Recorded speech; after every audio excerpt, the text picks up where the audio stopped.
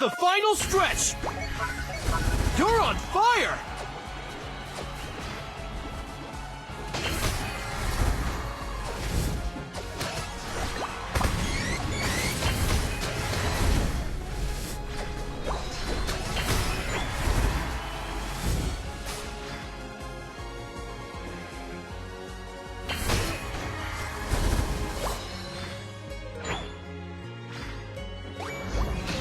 You win!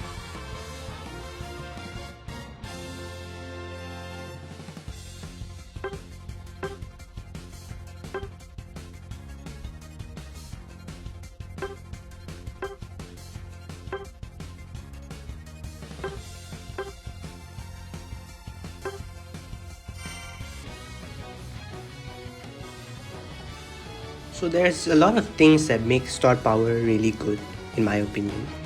And I think it just boils down to popular content creators and YouTubers starting off this trend of hating it.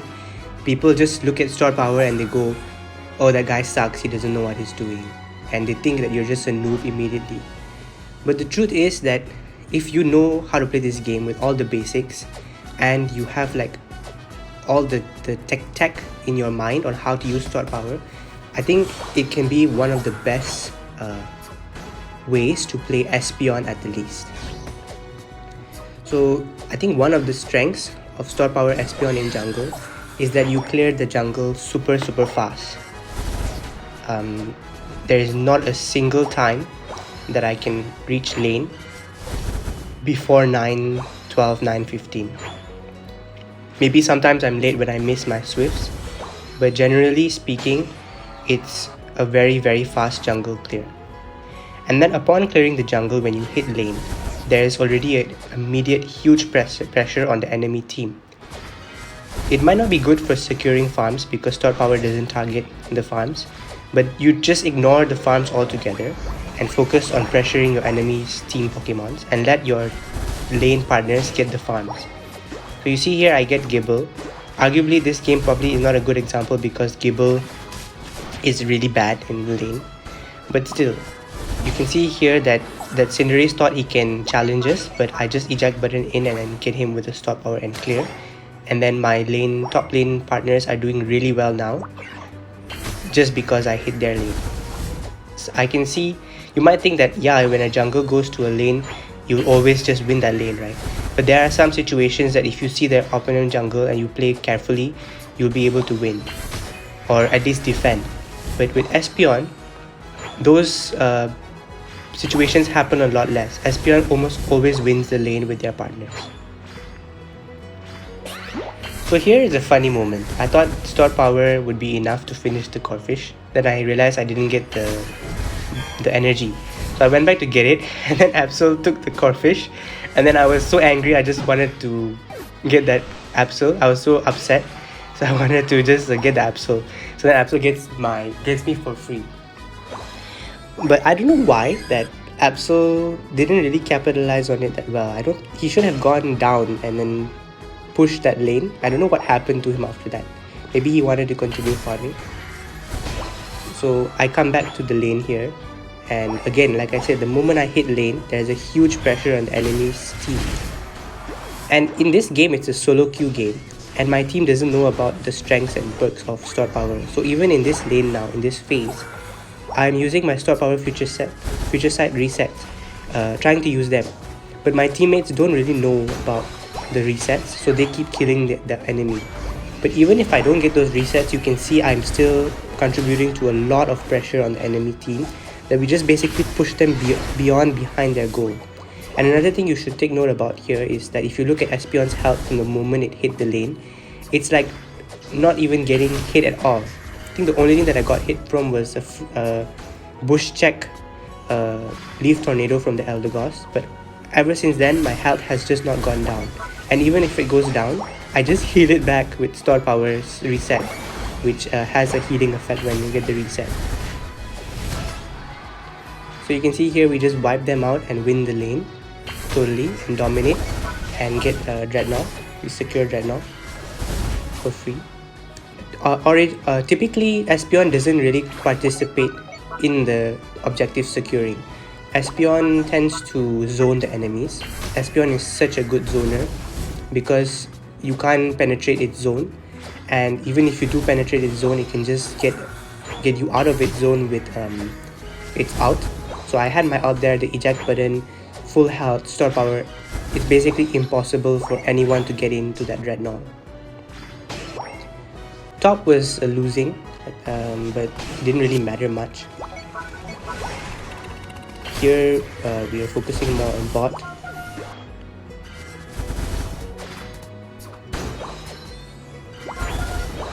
So here I see that we are really winning, and the whole team seems to be going for a push here. I think almost everyone has their ult, or will be getting their ult soon. So we can dominate this really well. And you will see that I just don't use my ult at all. I just contribute to the pressure with stored powers and future sight, and let my team keep pressuring. So I'm just there to kind of almost like a support, but you can't deny the effect that the stored power is having to chip them down. Later on in the game, you'll see I have the highest damage in the game because I'm constantly participating. And I only out there when I see our team is losing, and I can get most of my team out of there in time. And here I would have just escaped actually here, but I was a bit greedy. I wanted to kill more people, so I got my reset, and then I killed the Eldegoss and Absol.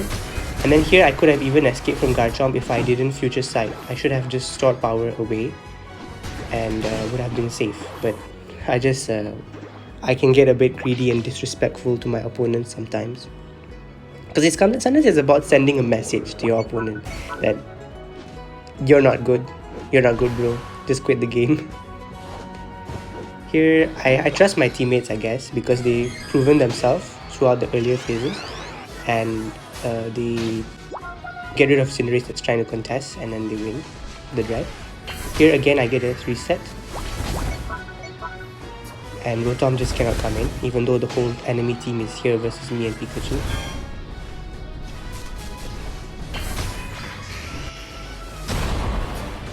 Charizard's trying so hard here to push this Rotom in, but he just can't win against us. And actually Charizard gets away. So here I realize that, and I'm like, target locked. I'm coming for you, Charizard. I'm coming for your blood. So then here I eject button into future sight. I get the eject button for the citrus berry, and then I get future sight, and then he's dead.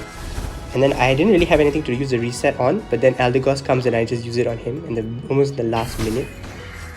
So Eldegoss' health is too low to even try anything, so he just escapes. Or maybe he was hiding in that bush now that I think about it. You're on fire!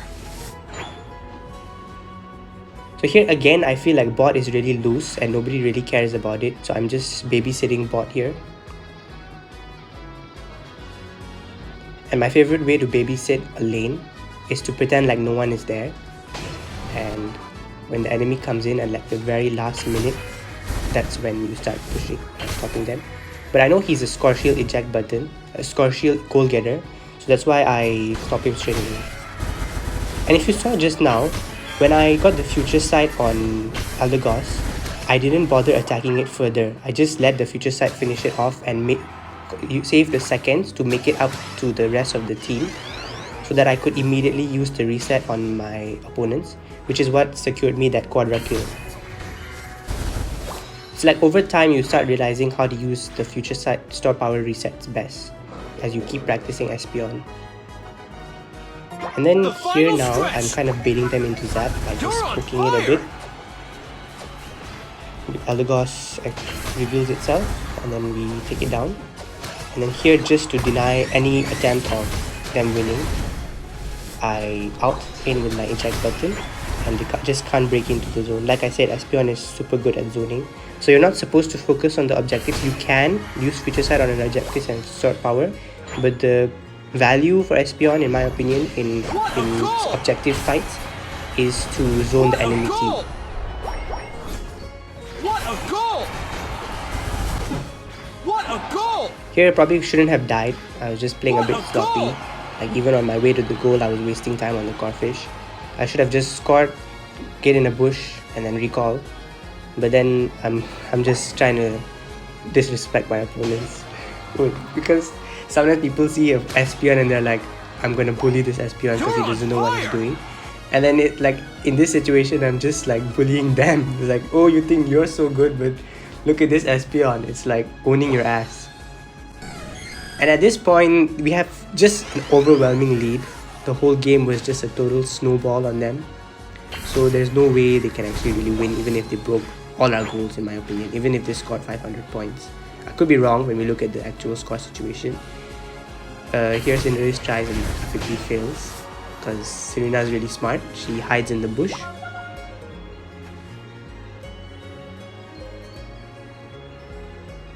Garchomp's still trying. I think after he dies, that's when they surrender. Or he's about to die and then they surrender because the Garchomp knows he's gonna go down.